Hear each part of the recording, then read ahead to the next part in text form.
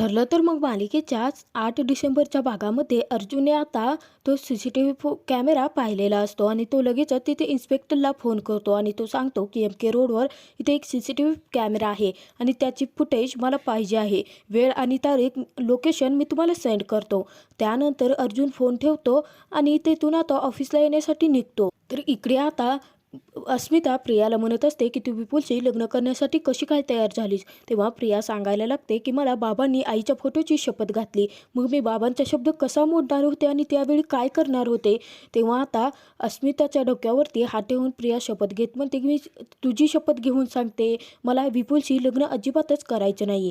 तेव्हा आता अस्मिता रागानेच हात झटकते प्रियाचा आणि म्हणायला लागते की नाही, माझी अशी शपथ वगैरे काही घ्यायची नाही, उगाच तू विपुलशी लग्न करायचे आणि मी मरायचे.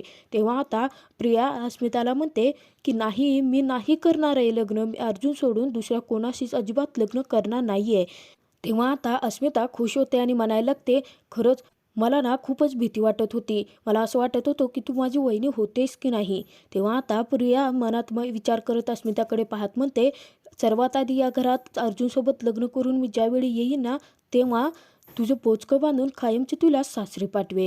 तर इकडे अर्जुन ऑफिसमध्ये आलेला असतो आणि सायली अर्जुनला जेवणासाठी आग्रह धरत असते. तेव्हा अर्जुन आता ते खुनाचे फोटो CCTV फुटेज पाहत असतो. अर्जुन म्हणतो, नाही मिसेस सायली, माझ्यावरती अशी जबरदस्ती करू नका, मला काम आहे. तेव्हा आता अर्जुनला चैतन्य म्हणायला लागतो, अर्जुन, जबरदस्ती आणि आग्रह हे दोन वेगवेगळे शब्द आहेत रे, म्हणजे तुझा मराठीचा प्रॉब्लेम आहे हे मला चांगलेच माहिती आहे. तेव्हा आता सायली हसायला लागते. तर अर्जुन म्हणतो, ठीक आहे झालं. आणि त्यानंतर तो सायलीला विचारतो, तुम्ही जेवला आहात का. तेव्हा आता सायली गप्प बसते आणि मान खाली घालते. तेव्हा अर्जुन म्हणतो, बघितलंच चैतन्य, पाहिलंच का, स्वतः मात्र जेवायचं नाही आणि दुसऱ्याच्या डोक्यावरती नाचत राहायचं, जेवण करा जेवण करा म्हणून. आधी तुम्ही बसा पटकन, मी तुम्हाला जेवायला वाढतो, आपण सर्वजण मिळून जेवूया. तेव्हा आता सायली खालती बसते. अर्जुन स्वतःच आता सायलीला जेवण वाढायला लागतो. इतक्यातच अर्जुनचा फोन वाजतो. तेव्हा आता अर्जुन चैतन्यला स्पीकरवरती फोन टाकण्यासाठी सांगतो. तर इन्स्पेक्टरचा अर्जुनला फोन आलेला असतो आणि इन्स्पेक्टर सांगतात की आमचा माणूस CCTV फुटेज घेऊन तुमच्याकडे पाठवला आहे. तेव्हा आता अर्जुन त्यांना थँक्यू म्हणतो. तर सायली विचारत असते की नेमकं कशाचं CCTV फुटेज मागवलं आहे तुम्ही. इतक्यातच तो इन्स्पेक्टरने पाठवलेला माणूस आलेला असतो आणि तो व्यक्ती आता अर्जुनच्या हाती पेनड्राईव्ह देतो आणि तेथून जातो. तर सायली त्यांना जेवायसाठी आग्रह धरते, परंतु ते सांगतात की मी जेवून आलो आहे आणि अर्जुनला सायलीची ही गोष्ट खूपच आवडते. त्यानंतर चैतन्य म्हणतो, अरे अर्जुन, कसलं पेनड्राईव्ह आणि कसलं CCTV फुटेज आहे हे. तेव्हा आता अर्जुन म्हणतो की मी आत्ता जे गेलो होतो ना, ते रिसॉर्टमध्ये गेलो होतो, म्हणजे साक्षी ज्या रिसॉर्टमध्ये गेली होती ना त्या रिसॉर्टमध्ये. मला माहिती आहे की साक्षी खोटं बोलते आहे, परंतु त्या रोडवरती समोरच्या बाजूला एक कॅमेरा आहे की ज्याचा CCTV फुटेज मी मागवून घेतला आहे.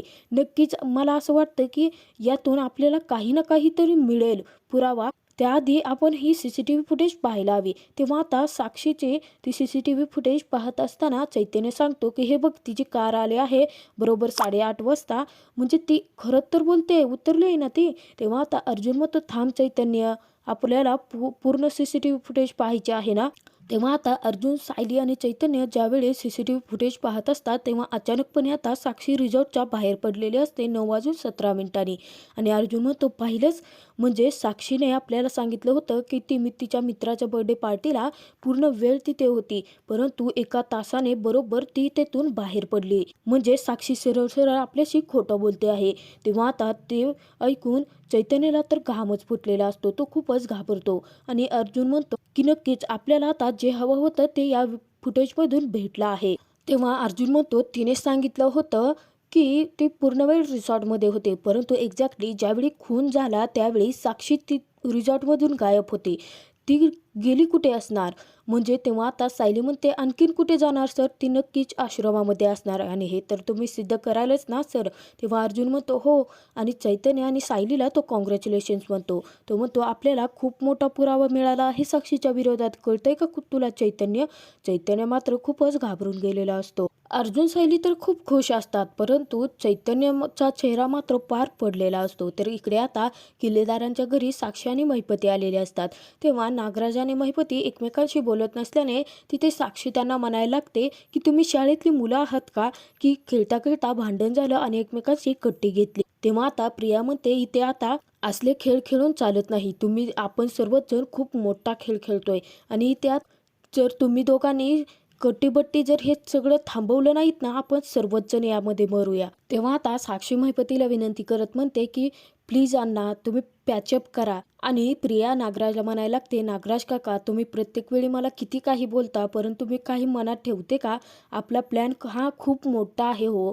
तेव्हा आता हे सर्व काही विसरून जाऊन पॅचअप करा ना. तेव्हा आता नागराजला महिपती म्हणायला लागतो की नागराज शेठ, आपण साखरेत घोळून बोलत नाही. जे आहे ते आपलं डायरेक्टच असतं. तेव्हा माझी अंडीपिली तुम्हाला माहिती आहेत आणि तुमची अंडीपिली मला माहिती आहेत. त्यामुळे यातलं एक अंड जरी बाहेर आलं आणि फुटलं ना, तर ते आपल्या सगळ्याला घेऊन बुडेल. महिपती उठतो आणि नागराजसमोर हात पुढे करून म्हणायला लागतो की ही दुश्मनी आपल्याला काय परवडणार नाही. त्यामुळं आपल्याला परत आपली दोस्ती करावीच लागेल. आणि महिपती नागराजला म्हणायला लागतो की नागराज शेठ, हा महिपतीचा हात ना एकदाच फक्त मैत्रीसाठी पुढे येतो, नाहीतर परत डोक्याचा आणि कमरेचा काय काय भोगा करेल ना, सांगता येत नाही. तेव्हा आता प्रिया नागराजला आग्रह करत म्हणायला लागते की प्लीज उठा, काय नाहीतर तो किल्लेदार किंवा तुमची बायको आली ना, तर खूप मोठा गडबड घोटाळा होऊन बसेल. तेव्हा आता साक्षीसुद्धा नागराजला समजावत म्हणते की प्लीज, अण्णांनी पहिलं पाऊल उचललं आहे, तुम्ही पण एक पाऊल पुढे यायला काय हरकत आहे. तेव्हा आता नागराज थोडासा विचार करतो, पटकन उठतो आणि परत महिपतीशी हात मिळवणी करत दोस्ती करतो. इतक्यातच तिथे रविराज आलेला असतो आणि रविराज आता त्यांना पाहून रविराजांना खूप मोठा धक्का बसतो. तर रविराज म्हणतो, महिपत शिकरे, तुम्ही इथे. तेव्हा आता नागराज, प्रिया आणि महिपतसुद्धा खूपच घाबरलेले असतात. तर इकडे आता सायली अर्जुनच्या स्टडी रूममध्ये आलेली असते. तेव्हा सायली अर्जुनला म्हणायला लागते की सर, तुम्ही मला कशाला बोलवलं आहेत? माझ्या मागं खरंच खूप कामं आहेत, मी जाऊ का? तेव्हा अर्जुन म्हणतो, तुम्ही इथेच थांबा माझ्याजवळ, बाकीची तुमची कामं आहेत ते दुसरं कोणीतरी करू शकतो. तेव्हा सायली म्हणते, म्हणजे?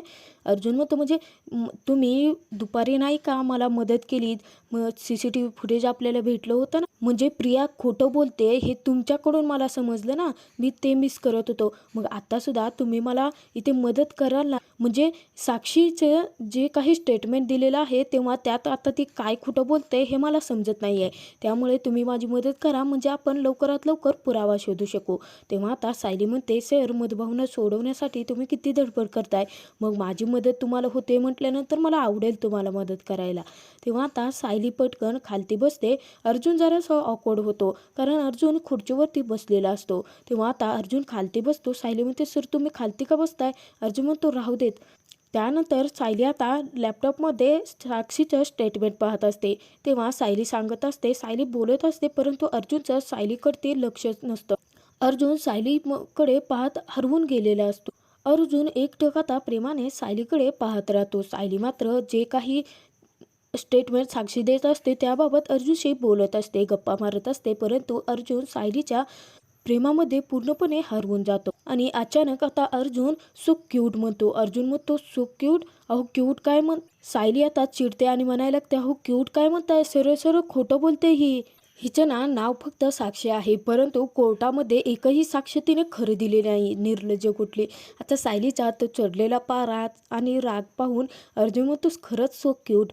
तेव्हा सायली म्हणते, हा सर. अर्जुन म्हणतो, नाही, मग मला क्यूट नाही, कट म्हणायचं होतं. म्हणजे सकाळपासून मी खूप जास्त काम करतोय ना, दिवसभर कामातच आहे, त्यामुळे आपण थोडंसं कट ऑफ होऊया.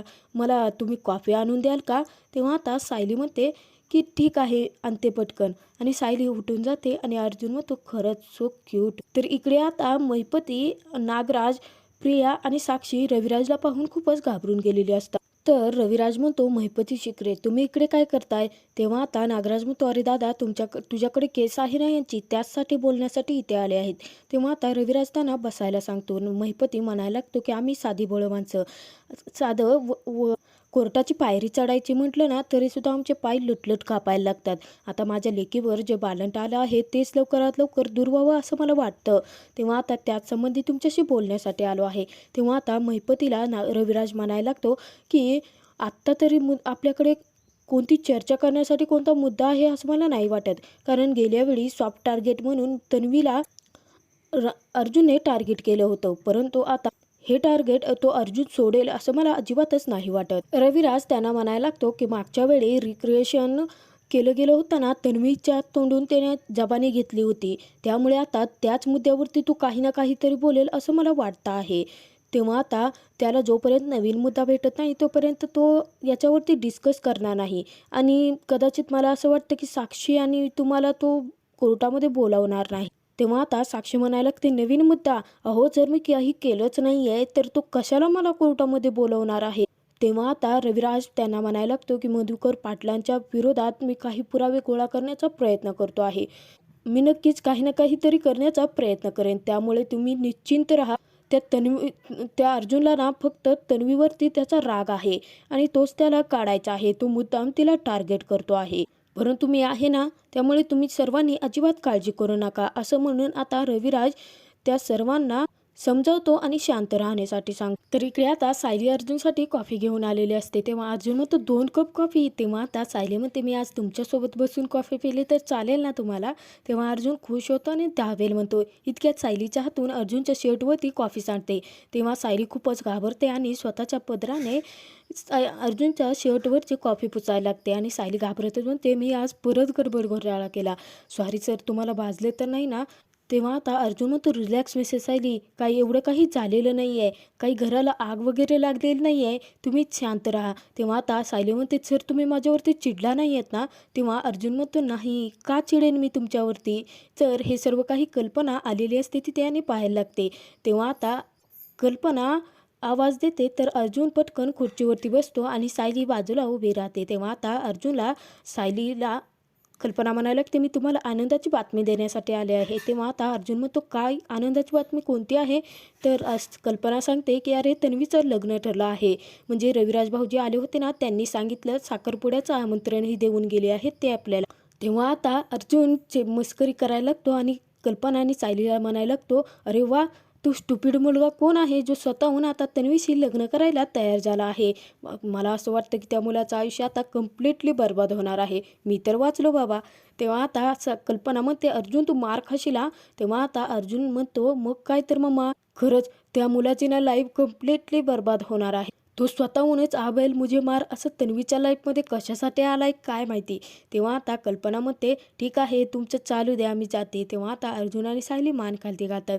सायली आता देवी आईकडे प्रार्थना करत म्हणते की देवी आई, बरं झालं प्रियाचं लग्न ठरलं, आता तिचं लाईफ खरंच खूप सुखी होईल. तेव्हा आता अर्जुन सायलीपुढे हात जोडतो आणि म्हणायला लागतो, सायली देवी, खरंच कमाल आहे तुमचे. म्हणजे जे मुलीने लहानपणापासून तुम्हाला त्रास दिला आहे तिच्या बाबतीत सुद्धा तुम्ही एवढा चांगला विचार कसं काय करू शकता काय माहिती. ज्या मुलीने आयुष्यभर तुम्हाला त्रासच दिला आहे, आत्तासुद्धा देते, त्या मुलीसाठी तुम्ही तिच्या फ्युचरसाठी चांगली अशी प्रार्थना कशी काय करू शकता काय माहिती. ते तुम्हीच करू शकता फक्त.